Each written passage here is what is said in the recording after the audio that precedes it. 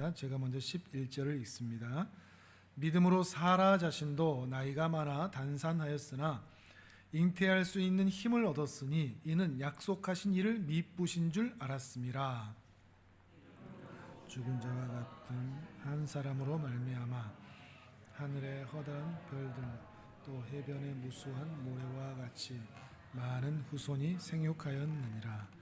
이 사람들은 다 믿음을 따라 죽었으며 약속을 받지 못하였으되 그것들을 멀리서 보고 환영하며 또 땅에서는 외국인과 나그네임을 증언하였으니 이같이 말하는 것은 자기들이 본향 찾는 자임을 나타냄이라.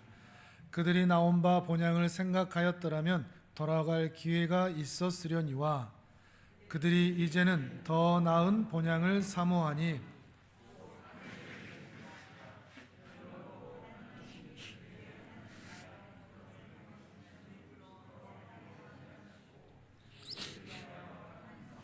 예비하셨느니라. 아멘. 우리 성도님들 중에서도 좀 많이 계신데 좀 큰 어려움을 당해 보셨거나 또 어떤 큰 사고를 당해 보셨거나 또는 큰 질병으로 또 암과 같은 질병으로 수술을 해 보셨거나 그러면서 이제 회복을 경험한 분들은 다 같이 그런 말씀들을 하시죠. 내가 내 힘으로 사는 게 아니라 은혜로 사는구나. 그때서야 그 말이 무엇인지를 알게 되고 뼈저리게 또 처절하게 깨닫게 되는 것 같습니다. 내 힘으로 살아온 줄 알았는데 내 노력과 내 계획과 내 능력으로 여기까지 온 줄 알았는데 사고와 질병과 수술과 여러 가지 어려운 고난들을 지나고 나면 이게 하나님의 은혜가 아니면 살 수 없는 거구나. 신적 도움이 아니고서는 결코 우리 힘으로 이 세상을 살아갈 수 없구나 하는 것을 그제서야 깨닫는 것 같습니다. 이렇게 하나님께서 우리에게 생명을 주시고 우리의 심장을 뛰게 하시고 우리로 호흡하게 하실 뿐만 아니라 우리를 죄와 사망에서 구원하여 주시는 이 하나님의 전반적인 은혜, 절대적인 이 은혜, 이 하나님의 은혜를 믿는 것을 우리는 믿음이라고 표현을 합니다. 하나님의 은혜를 믿는 것이죠. 내가 내 힘으로 사는 것이 아니라 나의 자력으로 사는 것이 아니라 타력으로 살아갈 수밖에 없는 존재. 그런데 그 하나님께서 나에게 은혜를 베풀어 주신다는 것을 믿는 믿음, 이것이 바로 믿음이라 하는 겁니다. 다만 여기서 분별을 해야 할 게 있는데요, 내가 하나님을 믿는 믿음과 하나님이 나를 사랑하시고 구원하신다는 것을 믿는 믿음은 같은 믿음처럼 보이지만 전혀 다른 믿음입니다. 뭐가 다르죠? 주어가 다르죠. 주어가 내가 하나님을 믿는 믿음, 하나님이 나를 사랑하시고 구원하시는 믿음. 성경에서 말하는 믿음은 내가 주어인 믿음이 아닙니다. 내가 믿어요가 아닙니다. 성경에서 말하는 믿음은 하나님이 우리를 사랑하셔서 하나님이 이처럼 세상을 사랑하사 하나님이 주어가 되고 주권을 가지시는 그것을 믿는 것을 우리는 믿음이라 이야기를 한다는 겁니다. 이전에도 이런 예를 든 적이 있는데요, 우리가 천국문 앞에 도착했습니다. 그리고 하나님께서 물어보십니다.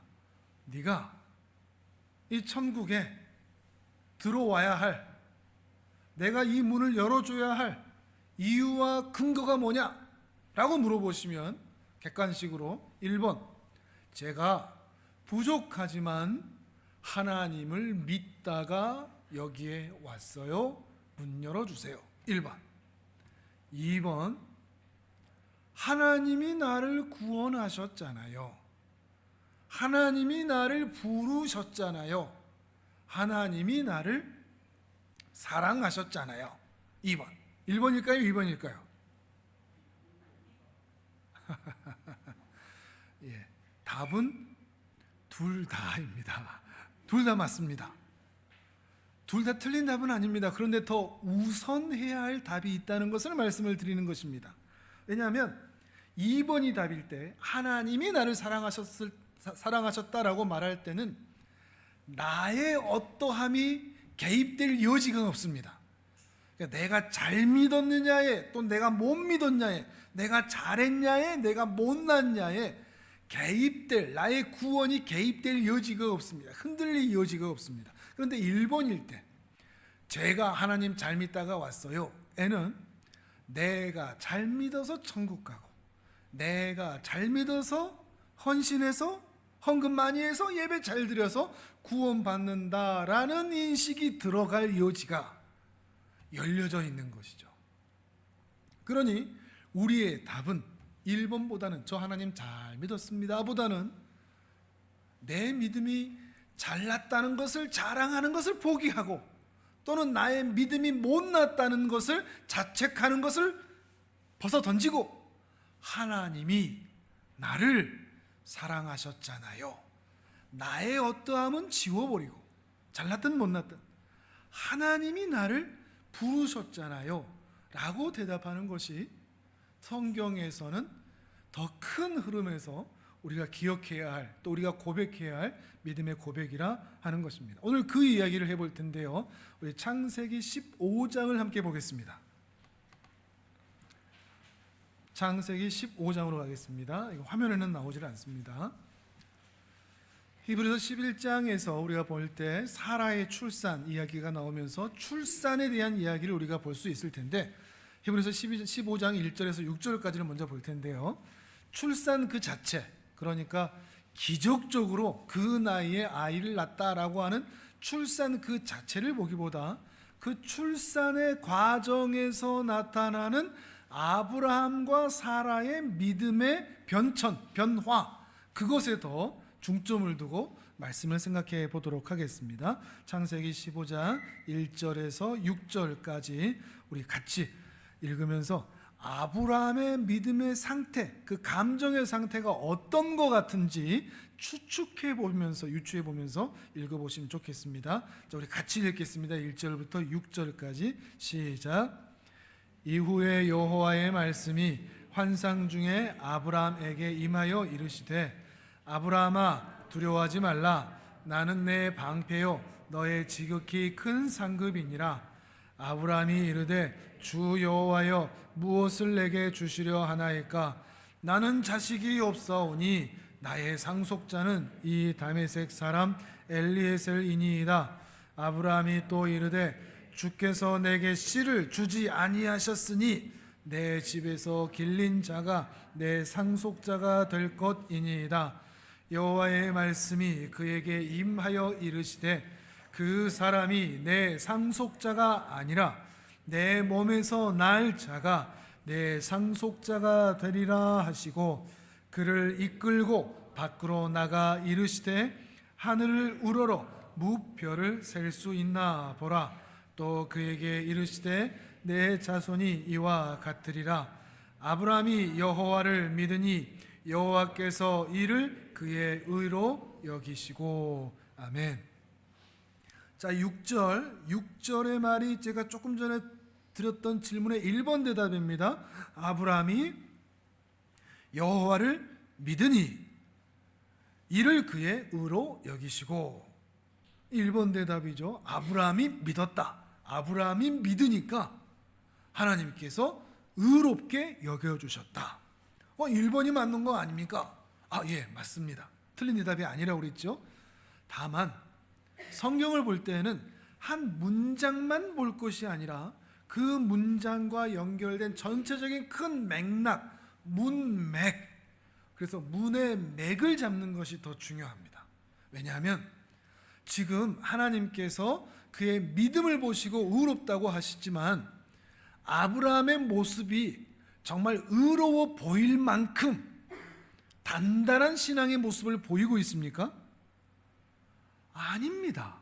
읽어보면 특별히 1절 봐보십시오. 아브라함아 두려워하지 말라. 이 말은 지금 아브라함이 어떤 상태라는 거죠?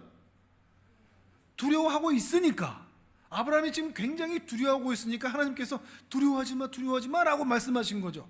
아브라함이 담대하고 있는데 두려워하지 마 이러시겠습니까? 그러지 않은 거죠. 오히려 아브라함은 지금 두려워하고 있습니다.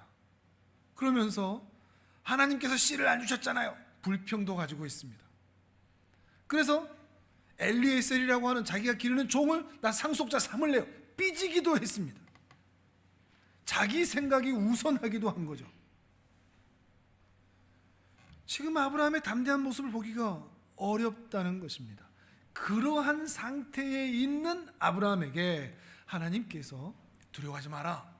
내가 너에게 날아오는 모든 대적들의 화살을 다 막아주는 방패가 될 것이고 네 인생의 최고의 상, 최고의 상패, 최고의 상급이 바로 내가 되어줄 것이다. 그러니 두려워하지 마. 힘내. 다독여 주시는, 위로해 주시는 그런 장면이라고 할 수 있는 것이죠. 무엇을 두려워하고 있는 것 같습니까? 문맥에서도 봐야 된다고 그랬죠. 바로 앞에 14장, 우리가 몇 주 전에 봤었던 그곳에서 4개국 연합군과의 전쟁, 그에 대한 후유증, 어떻게 이기기는 했는데 혹시나 저 막강한 4개국 연합군이 다시 내려와서 우리를 어떻게 하지 않을까, 이런 생각도 있었을 것 같고, 뒤에 이어지는 우리가 한번 읽었던 그 본문의 내용에 하나님과 아브라함의 대화를 본다고 하면 아마 상속자에 대한 걱정, 자손에 대한 걱정, 나이가 이렇게 많은데 고령인데 이 부부 사이에 자손이 없는 겁니다. 아들 하나 없는 거죠. 아들 하나 지금 당장 내 앞에 없는데 하늘의 무별처럼 자손이 많게 해주겠다. 믿어집니까? 안 믿어집니까? 지금 자손이 몇 명이라도 있어야 아이고 이놈들을 통해서 하나님께서 일하시겠구나, 이런 어떤 믿음의 기초를 쌓아놓을 수가 있는데, 이런 기초가 전혀 없이, 믿음을 발동할 어떤 기초가 전혀 없이 아들 하나 없는데 땅의 티끌처럼 바다의 모래처럼 하늘의 무별처럼 많게 하겠다고 하시니 믿어지지도 않고 원망도 가지고 불평도 하고 있는 그런 모습을 볼 수가 있는 것이죠. 실제로도 그렇죠. 이들은 지금 고령입니다. 90세가 됐죠. 90세, 80세. 고령이라는 말은 임신 자체도 어렵지만 임신을 한다고 해도 그 임신을 유지할 여인의 체력까지 생각한다면 이건 더 어려운 일입니다. 기적적으로 아이를 가진더라도 잉태하여 보관하여라는 좀 표현은 그렇고 10달 동안 있다가 출산하는 데까지 간다는 것은 너무나 어려운 이야기하는 거죠. 또한 사라는 지금까지 출산한 적이 없습니다. 그 이야기는 사라는 불임일 확률이 매우 높은 겁니다. 이 시간까지 임신을 한 적이 없으니까요. 고령의 불임에 또 이러한 상황으로 인하여 현재 상태로 인하여 불신앙까지 있는, 하나님이 약속해 주셨음에도 믿지 못하는 불신앙까지 있는 세 가지 큰 요소가 있는 거죠. 고령, 불임, 불신앙까지. 이 세 가지가 얽히고 설킨 가운데 아브라함과 사라는 믿지 못하고 염려와 걱정과 두려움, 또 헷갈림, 약속은 대체 뭐냐? 차라리 그냥 혼자 살겠다 하면 되는데 이 약속은 대체 뭐냐? 헷갈리는 가운데 있는 것입니다. 그런데도 우리가 읽었던 4절 5절에서는 이전에 했었던 약속을 한 번 더 얘기해 주십니다. 그렇게 두려워하는데, 그렇게 못 믿는데 한 말 또 하고 한 말 또 하고. 우리 자녀들에게 또 그럴 때 있지 않습니까? 아니 누군가에게 내가 분명히 약속한다니까, 그런데 옆에서 잠깐만, 진짜야? 진짜 해줄 거야? 진짜 소원 들어줄 거야? 진짜 이거 이뤄줄 수 있어? 그때 해준다니까 확 이렇게 나오기가 쉬운데, 하나님은 그렇게 못 믿는 아브라함에게 혼내시거나 진노하시는 것이 아니라 아주 친절하게 한 번 더 그 약속을 확인해 주시는 것입니다. 걱정하지 마라. 너의 몸에서, 너와 사라의 몸에서 반드시 아들을 낳을 것이다. 그러니 네 옆에 있는 그 내가 기르는 종 엘리에셀이 너의 상속자가 될 것이라고 생각도 하지 마라. 기대하지 마라. 너의 몸에서 아이를 낳을 것이다. 하늘의 별처럼 많게 하겠다. 이런 아브라함의 상태라는 거죠. 못 믿고 있는. 그런데 이렇게 불신앙과 의심과 불평 가운데 있는 아브라함을 향해서 6절에서 뭐라고 선언하셨다고요? 이게 중요합니다. 이 문맥이 중요하죠. 어떤 상태에서 하나님께서 말씀하셨는가, 이게 중요합니다. 6절을 다시 읽어보겠습니다. 시작. 아브라함이 여호와를 믿으니 여호와께서 이를 그의 의로 여기시고. 아멘. 이상하지 않습니까? 아브라함이 여호와를 믿었을까요? 지금 아브라함은 어떤 상황에서도 담대하게 믿음의 모습을 갖고 있는 그런 믿음의 자녀가 아닙니다. 단단하고 담대한 신앙인의 모습을 보이고 있는 것이 아니라는 겁니다. 오히려 자신에게는 어떤 해결책도 없어서, 방법이 없어서 머리 굴리고 있는, 엘리에셀로 어떻게 해볼까? 내가 낳진 않았지만 나를 잘 알아주니까. 아니면 어떻게, 내 방법이 없는데, 나이가 많은데, 고령인데, 불임인데, 이런 상태인데도 하나님은 믿음을 보시고 라고 말씀하고 있는 거죠. 이게 독특합니다. 그리고 성경에서 말하는 믿음은 바로 이 믿음입니다. 이상하지 않습니까? 이 믿음은 대체 뭘까요? 하나님께서 뽑아내신 믿음은 뭘까요? 아브라함에게 가지고 있는 그 불신과 대조가 되는, 아니면 구별이 되는 하나님이 뽑아내신 믿음, 이렇게 불신하고 염려하고 걱정하고 두려워하는 그것과는 다른 하나님이 그 상태에서 뽑아낸 믿음이 대체 무엇이냐는 것입니다. 대체 무엇을 보시고 믿음이라고 인정하시고 의롭다고 하셨을까? 의롭다고 하셨을까? 그것은 7절 이하에서 우리가 유추해 볼 수 있는데, 자, 먼저 7절을 읽어보겠습니다. 7절 같이 읽습니다. 시작. 또 그에게 이르시되 나는 이 땅을 내게 주어 소유를 삼게 하려고 너를 갈대아인의 우르에서 이끌어낸 여호와니라. 아멘. 지금까지 하나님께서 아브라함을 어떻게 해오셨냐를 말하는 과정입니다. 내가 너 여기까지 이끌어 왔지? 데리고 왔지? 그것처럼 앞으로도 내가 너를 데리고 갈 거야. 그래서 내가 너에게 약속한 것을 너는 직접 눈으로 보게 될 것이고, 너를 의의 자리로 올려놓고야 말 것이야. 지금까지 내가 해왔던 것처럼 앞으로도 내가 할 거야. 이런 말씀이 됩니다. 자, 주어가 달라지는 상황입니다. 아브라함이 어떠하냐? 앞에는 그랬단 말이죠. 그런데 7절 이하에서는 내가, 그래서 주어가 하나님이 되는 겁니다. 좀 더 어려운 말로 하면 주권이죠. 주인 되심이죠. 내가 주인 되심에 있어서는 무너질 수밖에 없지만 하나님이 주인 되셔서 이 모든 일을 이루어 가신다라고 말하는 것입니다.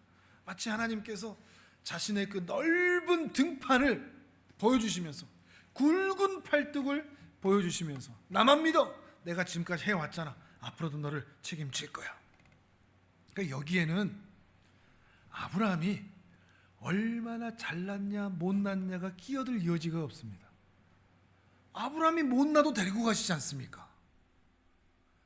이게 기독교의 신앙입니다.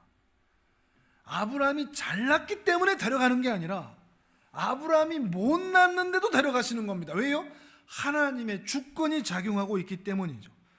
아브라함이 얼마나 단단한 믿음이냐, 아브라함이 얼마나 허술한 믿음이냐, 이것도 하나님께는 중요하지 않은 것입니다. 왜냐하면 하나님이 그 인생을 팔짱에 끼고 데리고 가실 것이기 때문이죠. 그런데 이런 하나님의 말씀에도 불구하고 아브라함이 뭐라고 대답하는지 볼까요? 8절을 읽어보겠습니다. 8절 시작. 그가 이르되 주 여호와여, 내가 이 땅을 소유로 받을 것을 무엇으로 알리까? 아멘. 한마디로 얘기하면 어떤 얘기죠? 내가 책임질게. 그러니까 증거 달라고. 진짜요?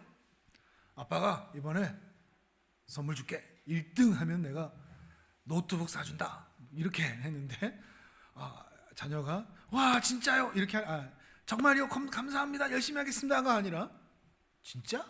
그 말 진짜야? 그 말 믿을 수 있어? 믿지 못하는 상황에서 이야기하고 있는 것입니다. 증거를 달라는 거죠. 이런 말들을 들으면 그것이 부모와 자녀가 아니든 친구가 아니든 내 말을 믿어주지 못하고 의심하는 그런 모습을 보인다면 참 김새죠. 김 빠집니다. 힘이 쭉 빠지는 거죠. 아브라함 뭐 이러냐 싶기도 한데 저는 근데 이 아브라함이 너무 이해가 됩니다. 왜냐하면 저하고 똑같기 때문입니다. 이게 바로 우리의 모습이라는 거죠. 큰 수술을 앞두고 있습니다. 의사 선생님이 수술을 잘 해줄 줄 우리는 믿습니다. 분명히 수술 끝나면 좋은 모습으로 우리는 걸어 다닐 겁니다. 의사 선생님이 수술을 잘한다고 수술대 위에 눕는 환자는 그래서 평안한가요? 평안하고 평안하게 의사 선생님을 믿고 있나요? 안 그러죠. 완치 100%라는 것을 믿는다고 할지라도 수술대 위에 누울 수밖에 없는 환자는 두려울 수밖에 없습니다. 이게 인간의 본성입니다. 근데 우리는 자꾸 이런 모습을 믿음이 없는 모습이라고 이야기하는데 그건 인간의 본성인 겁니다. 천둥치고 벼락에 칩니다. 어렸을 때 아이들은 아빠 등 뒤로 숨죠. 이럴 때는 그래도 아빠한테 옵니다. 다른 데는 다 엄마한테 가는데 소리 지르면서 아빠 등 뒤로 오는데 이제 아빠 등 뒤로 있으니까 소리치지 마. 그래도 멀리서 소리칠 때는 그 소리가 귀가 안 아프더니 이제 바로 등 뒤에서 소리치니까 귀까지 아픈데 막 소리 빽빽 지르고 있습니다. 천둥친다고. 근데 그게 아이입니다. 아빠 등 뒤에 붙어 있으면 우리가 자녀들이 소리를 안 지르나요? 두려움이 사라지나요? 아니요, 그렇지 않습니다. 무슨 말인가 하면 우리가 주어진 성경을 통해서 그 예배를 통해서 설교를 통해서 하나님을 조금씩 알아가고 진심으로 하나님을 믿고 있다고 할지라도 얼마든지 신자는 두려워하고 걱정하고 염려하고 의심하고 불신앙 가운데 살 수 있다는 말입니다. 그게 믿음이 없는 게 아니라 정상적인 인간적인 반응이라는 것입니다. 아브라함이 지금 그러고 있는 것입니다. 단단하고 강인해야만 우리의 믿음을 인정해 주는 것이 아니라 아브라함 자신이 지금 눈에 보이는 상황 때문에 염려하고 벌벌 떠는데도 여전히 하나님을 바라보고 있는 그 시선 하나 때문에, 그 연결된 끈 하나 때문에 하나님은 의롭다라고 말씀해 주고 계시는 것입니다. 비행기를 탔습니다. 그 비행기에 어떤 사람들은 이렇게 이륙을 할 때나 높은 데로 올라갈 때나 그냥 그걸 즐기는 사람이 있습니다. 하나도 무섭지 않은 사람도 있고요. 야, 이 높은 데로 올라갔다는 사람도 있지만 또 어떤 사람들은 이륙할 때부터 호들갑을 떨면서 옆에 사람 붙잡고 나 살아 죽어 뭐 이렇게 하는 분들도 있습니다. 그리고 공중에 떠서도 날아가고 있는 중에서도 또 바람이 불고 천둥이 치고 막 이러는 상황에서도 어떻게 죽어 뭐 이러는 분들도 있고요. 비행기 안에서의 모습은 다양하게 나타나죠. 그런데 비행기 안에서의 모습이 다양하게 나타날지라도 그 믿음이, 그 감정의 상태가 비행기의 항로를 또 비행기가 목적지까지 가는 것을 좌우하지는 못합니다.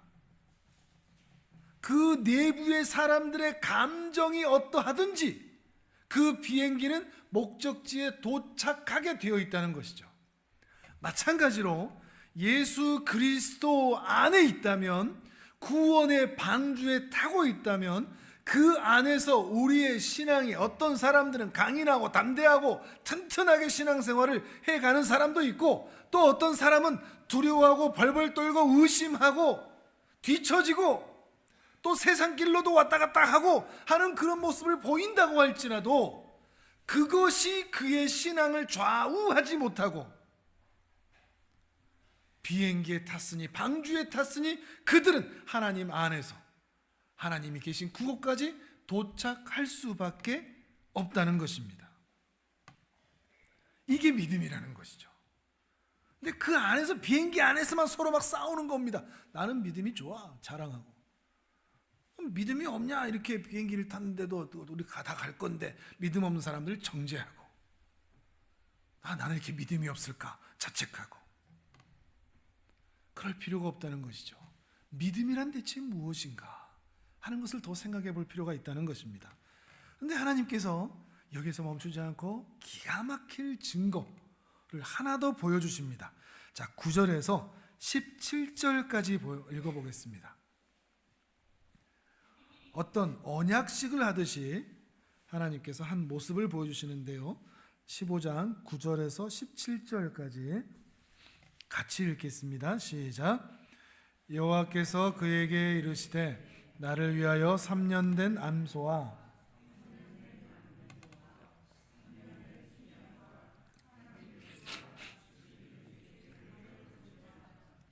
아브라함이 그 모든 것을 가져다가 그 중간을 쪼개고 그 쪼갠 것을 마주 대하여 놓고 그 새는 쪼개지 아니하였으며 솔개가 그 사체 위에 내릴 때에는 아브라함이 쫓았더라.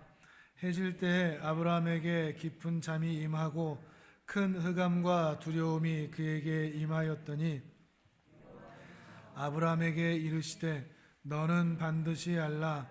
내 자손이 이방에서 객이 되어 그들을 섬기겠고 그들은 400년 동안 내 자손을 괴롭히리니 그들이 섬기는 나라를 내가 징벌할지며 그 후에 내 자손이 큰 재물을 이끌고 나오리라. 너는 장수하다가 평안히 돌아가 장사될 것이요 내 자손은 4대 만에 이 땅으로 돌아오리니 이는 아모리 족속의 죄악이 아직 가득 차지 아니함이니라 하시더니 해가 져서 어두울 때에 연기나는 화로가 보이며 타는 횃불이 쪼갠 고기 사이로 지나더라. 아멘. 하나님께서 어떤 예언, 미래에 대한 일들을 보여주시죠. 하나님의 약속이 단순히 어떤 예언적 측면으로 끝나는 것이 아니라 하나님의 약속이 이렇게 확실하다는 것을 알려주시는 것입니다. 한 나라에 끌려가서 거기서 400년 동안 있을 것이다. 출애굽을 미리 예언하시는 것이죠. 그러나 4대 만에 다시 돌아오게 될 것을 알려주시는 것입니다. 그리고 이 약속을 하시면서 이해할 수 없는 모습을 보이는데 고기를 준비해 놓고 고기를 놓고 그 쪼갠 고기 사이에 마지막 절에 그러죠. 타는 횃불이 지나갔다. 이렇게 얘기를 합니다. 타는 횃불이 지나갔다. 18절을 보시면 이것이 아브람과 하나님 사이에 언약이라고 말씀하시는 것을 보면 이것이 하나의 언약식, 동맹식, 협정식 이렇게도 볼 수 있는데 왜냐하면 당시 고대 근동에서 나라와 나라 간의 협정을 맺을 때 이런 방식을 항상 사용했기 때문입니다. 그런데 독특한 것은 쪼갠 고기 사이로 타는 횃불이 지나갔는데 그 횃불은 하나님을 가리킵니다. 그러니까 하나님께서 그 쪼갠 고기 사이로 지나가는 것이죠. 근데 이거는 정말 놀랄만한 소식입니다. 단순한 상황이 아닙니다. 왜냐하면 당시 고대 근동에서 이 협정을 맺을 때 쪼갠 고기 사이로 협정을 맺은 두 나라 왕이 함께 걸어가든지 아니면 전력자가 확연할 때 강대국 왕은 지켜보고 있고 약소국 왕이 그 사이를 지나가게 됩니다. 어떤 의미인가 하면 이 동맹, 이 협정을 지키지 않으면 이 쪼갠 고기처럼 되겠다. 그 사이를 지나가는 사람이 이것을 얘기하는 거죠. 근데 누가 지나갔다고요? 타는 횃불, 곧 하나님이 지나갔다고요. 그럼 이 약속을 안 지키면 누가 죽는다는 이야기입니까? 하나님이 죽겠다 이런 의미죠. 매우 독특한 언약의 모습입니다.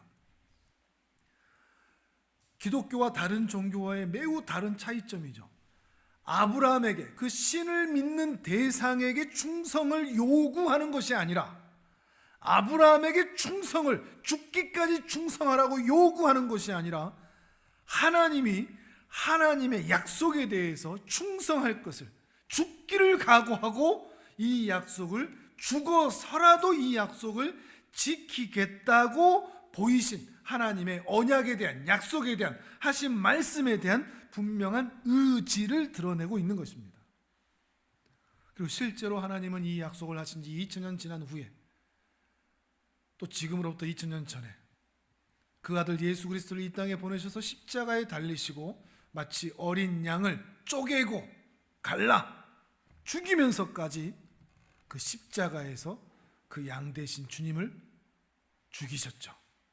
그만큼 이 약속의 진심이라는 것을 보여주신 것입니다. 이렇게 하나님이 약속하신 것은, 하나님이 말씀하신 것은 사람의 순종과 불순종, 사람의 믿음 있음과 믿음 없음에 의하여 좌우되거나 흔들리지 않고 하나님께서 직접 그 하신 약속을 지켜내시고야 만다. 이것이 성경 전체를 관통하는 매우 큰 흐름입니다. 하나님이 하신다. 인간의 어떠함에 의하여 좌우되지 않는다. 또 더 나아가서 하나님은 어떤 분이신가에 대한 분명한 답이 됩니다. 우리가 믿는 하나님은 어떤 분이신가? 어떤 분이신가? 신약에서 이 내용을 조금 더 살펴보겠습니다. 로마서 4장으로 가보겠습니다.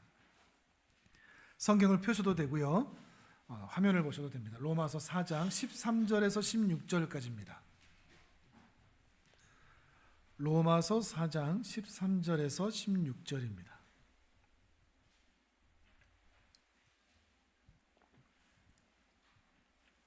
같이 읽겠습니다. 시작. 아브라함이나 그 후손에게 세상의 상속자가 되리라고 하신 언약은 율법으로 말미암은 것이 아니요 오직 믿음의 의로 말미암은 것이니라. 만일 율법에 속한 자들이 상속자이면 믿음은 헛것이 되고 약속은 파기되었느니라. 율법은 진노를 이루게 하나니 율법이 없는 곳에는 범법도 없느니라. 그러므로 상속자가 되는 그것이 은혜에 속하기 위하여 믿음으로 되나니 이는 그 약속을 그 모든 후손에게 굳게 하려 하심이라. 율법에 속한 자에게 뿐 아니라 아브라함의 믿음에 속한 자에게도 그러하니 아브라함은 우리 모든 사람의 조상이라. 아멘. 창세기를 다루면서 이 부분을 잠깐 언급한 적이 있는데, 사람이 율법에 속한다, 사람이 율법 아래 있다라는 이 말은 사람이 율법에 속하고 율법 아래 있기 때문에 사람이 스스로 그 율법을 지키고 그 율법을 지키면서 나온 결과물에 대하여 자기가 책임져야 한다는 것을 의미합니다. 율법 아래 있다, 율법에 속한다는 것은 율법에 속하여 살아가는 시대에 있다. 자기에게서 나온 모든 말, 내 입에서 나온 모든 말, 내게서 나온 모든 행동, 이것들이 율법에 준하여 봤을 때 나타나는 결과, 율법을 범하였다면 그 범한 것에 대한 책임이 자기 자신에게 있다는 거죠. 그러니까 자기가 율법을 지켜 자기가 자신을 구원해야만 합니다. 율법 아래에 있다면, 율법에 속한다면. 그렇기 때문에 이 신자가 율법 아래에 있을 때는 실력이 좋아야 됩니다. 계명을 다 지켜내야 됩니다. 안 지켰다가는 율법의 저주 아래에 있을 수밖에 없으니까요. 사망에 빠져들 수밖에 없으니까요. 믿음이 좋아야 됩니다. 근데 반대로 복음 안에 있다, 복음에 속했다, 아브라함의 믿음에 속했다라는 것은 이것과는 정반대가 됩니다. 하나님께서 모든 것의 주인이 되십니다. 주어가 달라지는 거죠. 주권이 달라지는 것입니다. 그래서 하나님께서 내 인생의 처음과 마지막을 전부 책임지십니다. 그래서 우리가 할 줄 아는 게 없고, 우리가 지은 죄에 대해서, 그 결과에 대해서, 내가 지은 죄의 결과물에 대해서 해결할 수 있는 방법도 없고, 능력도 없고 실력도 없는데, 어떤 공로도 없고 어떤 자격도 없고 어떤 헌신도 없는데, 하나님께서 마련해 놓으신 예수 그리스도의 십자가와 부활의 은혜로 인하여 나는 자유하게 됩니다. 이게 복음 아래에 있다는 것입니다. 모든 것을 얻게 되는 거죠. 이건 역시 연장선으로 기독교와 복음의, 다른 종교의 차이, 율법과 복음의 차이가 되는 거죠. 나는 여전히 믿음이 연약하고, 나는 여전히 교회도 다니고 하나님이 있는 것 같은데도 있는 것 같다가 없는 것 같다가, 하나님이 내 기도를 들어줄 것 같다가 또 안 들어줄 것 같다가, 어떨 때는 믿음이 좋고 예배도 잘 드리는 것 같다가 어떤 때는 예배에서 멀어지는 것 같다가, 어떤 때는 또 믿음이 좋아서 마음이 불타는 것 같다가 어떤 때는 완전히 또 식어버린 것 같다가, 이렇게 자주자주 왔다 갔다 함에도 불구하고 하나님이 완성하십니다. 그래서 복음의 다른 말을 은혜라고 말하는 겁니다. 이게 은혜입니다. 그냥 내가 살아가는데 이것도 소원 들어주고 저것도 소원 들어주고 이것도 해결해주고 저것도 해결해줬으니 은혜요 라고 말하는 게 아니라, 그건 다른 종교도 있는 거고요. 내 모양이 이 모양이나 내가 다른 종교에서처럼 고행을 하거나 참선을 하거나 선행을 많이 하거나 면벽을 하거나 그런 것들을 해야만 없는 게 아니라, 내게는 아무것도 나올 것이 없는데 그저 하나님께서 나를 사랑하셨잖아요, 하나님께서 나를 부르셨잖아요, 하나님께서 나를 구원하셨잖아요 라고 하는 이 믿음의 고백 하나, 그것만으로 우리가 은혜를 입게 된다는 것입니다. 행위로 보면 우리는 형벌을 받아야 마땅한데 그 모든 형벌을 받지 않도록 긍휼을 베풀어 주셨고, 우리의 행위를 보면 상을 받을 것이 하나도 없는데 날마다 선물과 호의로 찾아와 주시는 그 은혜를 베풀어 주시는, 이걸 다 하나님께서 하신다는 것입니다. 전부 다 말이죠. 이럴 때 마땅히 질문이 나와야죠. 그럼 우리는 아무것도 할 게 없네요. 믿음 없이 그냥 살아도 되는 거 아니에요? 믿음이 필요 없는 것 아닙니까? 좀 대충 살아도 되는 것 아닐까요? 당연히 이런 질문이 나오죠. 그 이야기가 또 이어집니다. 로마서에서 17절에서 19절을 읽어보겠습니다. 그럼 대체 믿음이란 뭐냐? 믿음이란 뭐냐? 잘하는 거 못하는 거, 우리는 이것을 믿음이라고 우리는 판단해 왔는데, 믿음이란 게 뭐냐? 17절에서 19절 같이 읽겠습니다. 시작. 기록된 바 내가 너를 많은 민족의 조상으로 세웠다 하심과 같으니, 그가 믿은 바 하나님은 죽은 자를 살리시며 없는 것을 있는 것으로 부르시는 이시니라. 아브라함이 바랄 수 없는 중에 바라고 믿었으니 이는 내 후손이 이같으리라 하신 말씀대로 많은 민족의 조상이 되게 하려 하심이라. 그가 100세나 되어 자기 몸이 죽은 것 같고 사라의 태가 죽은 것 같음을 알고도 믿음이 약하여지지 아니하고. 아멘. 자, 하나님께서 다 하시니까 아브라함은 아무것도 할 것이 없네 이렇습니까? 아브라함은 어린아이가 부모가 다 떠먹여주면 그 밥 먹는 것처럼 나이 들어 죽을 때까지 하나님께서 다 밥을 떠먹여 주시네 이렇게 얘기합니까? 그렇지 않습니다. 오히려 아브라함은 이런 중에 바랄 수 없는 중에 바라고 믿었다라는 표현을 하고 있습니다. 바랄 수 없는 중에 바라고 믿었다. 근데 이 바랄 수 없다라는 것이 대체 또 어떤 것인지 생각해 볼 필요가 있는데요. 100세나 되어서 자기 몸이 죽은 것 같고 사라의 태가 죽은 것 같았음에도 믿음이 약해지지 않고 하나님께서 약속하신 대로 이루실 줄을 믿었다 그러는 거죠. 어떻게 보면 대조가 되죠. 우리는 아무것도 할 게 없네, 하나님이 다 하시네. 그런데 또 아브라함은 바랄 수 없는 중에 바라고 믿었다. 하나님의 믿음과 하나님의 일하심과 인간의 믿음이 어떻게 보면 대치가 되는, 그러니까 하나님이 일하시면 인간은 아무것도 하지 않아도 된다로 나가오지 않고 오히려 이것이 함께 가는, 나란히 가는 병치가 되는 하나님의 일하심과 인간의 믿음이 함께 작동하게 되는 그 모습을 여기에서 볼 수가 있는 것입니다. 다만 여기서 바랄 수 없는 중에 바라고 믿었다라는 내용은 안 되는데 하나님께 맡기면 된다 이런 차원의 것이 아니라 아브라함의 믿음이 얼마나 대단하고 그가 얼마나 열정이 있고 의심하지 않고 단호하게 하나님을 믿느냐 이런 차원의 말을 하고 있는 것이 아니라 그의 모든 시선이 자기 모양이 이런 모양인데도 불구하고 바라고 믿고 신앙을 가질 수 없는 상태임에도 불구하고 그의 시선은 하나님을 향하고 있었다라는 말입니다. 이해가 되십니까? 바랄 수 없는 중에, 그 말은 자기 자신의 믿음의 상태, 나는 아무것도 아니요 나는 아무것도 할 수 없음에도 불구하고 그럼에도 그의 시선은 하나님을 향하고 있다는 말입니다.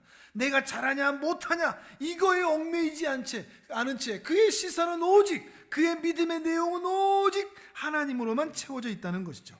17절 다시 보시겠습니까? 밑줄 해놓으십시오. 그가 믿은 바 하나님은, 주어가 달라진 겁니다. 그가 믿은 바 하나님은 더 이상 나가 아닙니다. 내가 아닙니다. 내가 무엇을 이룬다가 아닙니다. 그가 믿은 바는 오직 하나님이시다 이것이죠. 죽은 자를 살리시는 분, 없는 것을 있는 것으로 만드시는 분, 우리가 흔히 하는 말로 무에서 유를 만드시는 분, 그 하나님을 바라보고 있다 이렇게 얘기하고 있는 것이죠. 아까도 말씀드렸지만 수술실에 들어가 있으면 아무리 대단한 선생님이라고 할지라도 우리는 벌벌 떨 수밖에 없습니다. 그러나 그 벌벌 떨고 있는 그 상태가 그 수술을 좌우하지 못합니다. 오직 그 선생님이 어떻게 하느냐에 달려있는 거죠. 우리의 신앙도 우리의 어떠함에 달려있지 않고 하나님의 어떠함에 달려있다는 것을 우리가 믿는 것입니다. 아브라함이 계속해서 그것을 보여주고 있는 것이죠. 자신이 연약하다는 것을 너무나 잘 압니다. 자신은 불평하고 의심하고 염려하고 걱정하고 있음에도 불구하고 이제 믿음의 눈을 들어 그 믿음이라는 것이 잘하는 믿음, 단단한 믿음이라는 것이 아니라 하나님은 하실 수 있는 분이시다, 오직 하나님에게만 집중되어 있는 그 하나님을 바라고 믿은 그 믿음으로 하나님 앞에 서 있을 때 그것을 의롭다라고 칭해 주셨다는 것입니다. 그 믿음이 하나님을 향해 있다. 내가 들어가 있지 않은, 바랄 수 없는 중에 바라고 믿었다. 이 믿음을 우리 좀 더 생각해 볼 필요가 있습니다. 불순물이 끼지 않은 순도 100%가 되는 온전한 믿음과 우리는 나와 하나님을 믿는 믿음이 섞여 있는 믿음을 가지는 경우가 대부분입니다. 예를 들면 여러분 이 교회 건물 안에 들어오셨는데 이 건물이 안 무너질 것이라고 믿고 들어오셨죠? 그것도 믿음이지 않습니까? 근데 그것은 우리가 지금 보고 있는 이 믿음과는 다른 믿음입니다. 같은 믿음이지만 왜 뭐가 끼어 있죠? 눈으로 봐도 이 건물은 안 무너지겠구만 라고 하는 합리적 판단이 이미 끼어 있는 믿음인 겁니다. 여러분이 이 자리에 앉아 있는 것은 천장을 보면서 어디 무너질 데 없겠구만 눈으로 판단한 것이죠. 합리적 판단, 이성적 판단을 한 겁니다. 그런데 어딘가 좀 무너질 것 같다라고 할 때 그 이성적 판단으로 우리는 이 건물 밖으로 나가는 거죠. 같은 믿음이라고 말하고 있지만 우리 안에는 합리적 판단이 끼어있는, 인간의 생각이 끼어있는 그런 믿음일 수 있다는 것입니다. 차를 타고 다리를 지나갑니다. 그런데 우리는 다리가 무너지지 않을 것이라고 믿고 지나갑니다. 그 믿음은 어떤 게 끼어있을까요? 확률적으로, 통계적으로 다리가 무너지기 어렵다라고 하는, 또는 안전에 대한 믿음, 공사를 튼튼하게 잘 해놨을 것이다 라는 믿음이 불순물들이 끼어있는 거죠. 수술 얘기도 몇 번 들었지만 수술을 할 때에도 하나님께 기도합니다. 우리는 분명히 하나님께 기도하죠. 기도하면서 하나님께서 같이 해주시면 이 수술의 결과가 좋을 것이라고 우리는 믿습니다. 그런데 거기에 또 어떤 불순물이 끼죠? 의사 선생님이 잘한대, 요즘 기술이 많이 발전했대 라고 하는 과학, 사람, 의학 이런 것들이 끼어 있는 채 우리는 소위 일상에서 믿음이라는 말을 사용하고 있는 때가 굉장히 많다는 것입니다. 이런 확률적인 가능성, 이성적 판단, 합리적 판단, 통계, 경험, 상식, 사람, 돈, 의학, 과학 이런 것들을 함께 버무려서 믿고 있으면서 거기에다가 하나님을 믿는 믿음도 버무려서 하고 있으면서 나는 하나님을 믿어요 라고 말하는 때가 많다는 겁니다. 이건 불순물이 끼어 있는 믿음이라는 것이죠. 온전한 믿음이 아니라는 것입니다. 그런데 아브라함이 가진 바랄 수 없는 중에 바라는 믿음이라는 것은 이런 모든 이성, 확률, 통계, 과학, 의학, 기술, 발전, 상식 이런 모든 불순물들을 제거한 채 그것들에 의하여 믿는 것이 아니라 하나님을 온전히 100% 의지하여 그 하나님을 향하여 시선을 두는 마음의 내용을 하나님께로만 가지는 그 믿음이 하나님께 선물로 받은 믿음이며 의롭다 하심을 받을 수 있는 믿음이라 하는 이야기입니다. 쉽지 않죠. 그러나 우리 자신을 깊이 살필 필요가 있는 겁니다. 나의 믿음, 내가 지금 믿고 있다라고 말하지만 사실 거기에 뭐가 끼어있지 않은지를 말이죠. 자, 계속해서 한번 읽어보겠습니다. 4장 20절에서 22절을 읽어보겠습니다. 시작. 믿음이 없어 하나님의 약속을 의심하지 않고 믿음으로 견고하여져서 하나님께 영광을 돌리며 약속하신 그것을 또한 능히 이루실 줄을 확신하였으니 그러므로 그것이 그에게 의로 여겨졌느니라. 아멘. 하나님을 온전히 불순물이 끼어들지 않은 채로 믿었다는 것입니다. 그리고 이 이야기가, 이 믿음의 이야기가 아브라함에게만 적용되는 것이 아니라 그의 후손들에게도 이어집니다. 23절, 24절을 또 읽어보겠습니다. 시작. 그에게 의로 여겨졌다 기록된 것은 아브라함만 위한 것이 아니요 의로 여기심을 받을 우리도 위함이니 곧 예수 우리 주를 죽은 자 가운데서 살리신 이를 믿는 자니라. 아멘. 여기에서 그러죠. 아브라함만 아니라 우리도 그렇다. 지금 로마서 사도 바울이 신약 백성들, 예수 그리스도 이후 신약 백성들에게도 말하는데 의로 여기심을 받을 우리도 위함이니, 그리고 그 의로 여기심을 받을 내용을 뭐라고 얘기하는가 하면 예수 우리 주를 죽은 자 가운데서 살리신 이를 믿는 자다라고 얘기합니다. 곧 구약의 백성들은 하나님을 믿었습니다. 바랄 수 없는 중에 바라고 믿었습니다. 고령에도 불임에도 불신앙에도 하나님만 바라봤습니다. 그럼 신약 백성들은 이제 우리는 예수 그리스도를 믿고 바라보는 겁니다. 예수 그리스도께서 죽으시고 부활한 것이 2000년 전에 이루신 바로 그 일이 나를 살게 하셨다. 내가 이 모양이나 내가 믿음이 있으나 없으나 잘났으나 못났으나 잘하나 못하나 건강하나 건강하지 못하나 돈이 있으나 없으나 예수 그리스도께서 십자가에서 다 이루셨다라고 하는 것을 믿는 것을 온전한 믿음이라고 말씀하시며 그 믿음을 의롭다라고 칭해 주신다는 것입니다. 그러니 여러분, 나를 주어로 더 이상 삼지 마십시오. 잘하냐 못하냐, 내가 더 잘해야 되는데, 난 너무 못하는 것 같아, 너 진짜 잘한다, 너 진짜 신앙생활 별로다, 이렇게 평가하지 마십시오. 비행기 안에서 똑같이 단단하네 못하네 두려워하네 평안하네 이거하고 똑같이 싸우는 거 똑같습니다. 똑같이 그 안에서 우리는 도착지에 도착할 겁니다. 우리끼리 그것 가지고 서로 싸우고 정죄하고 비난할 이유가 없다는 겁니다. 특히 자기 자신에게 대해서도 제가 이렇게 부족해요, 제가 아직도 막 의심이 생겨요, 잘 몰라요, 잘 못해요, 이런 것 때문에 자기 정죄하고 자기 채찍질하지 말라는 것입니다. 또는 반대로 내가 좀 단단한 믿음을 가지고 있다고 그것 가지고 의시되지도 마시기를 바랍니다. 우리는 은혜를 입은 사람들이고 필요한 사람들이지 은혜를 소유하고 있는 사람들이 아닙니다.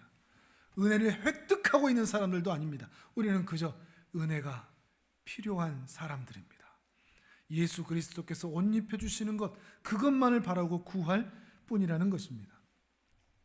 물론 어떤 분들은